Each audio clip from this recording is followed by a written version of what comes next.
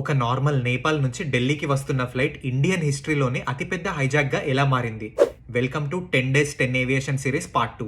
24 December 1999లో నేపాల్లోని కాఠ్మండు నుంచి ఇండియన్ ఎయిర్లైన్స్ ఫ్లైట్ IC814 ఢిల్లీకి బయలుదేరింది.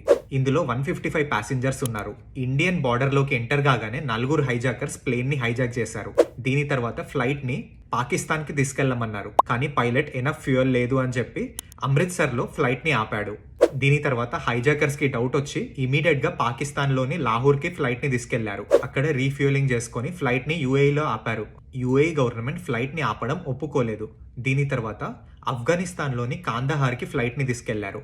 ఇక్కడ 7 days ఫ్లైట్ ని ఉంచారు. ఇప్పుడు ఇండియన్ గవర్నమెంట్ హైజాకర్స్ తో నెగోషియేట్ చేసి 3 టెర్రరిస్ట్ ని రిలీజ్ చేశారు.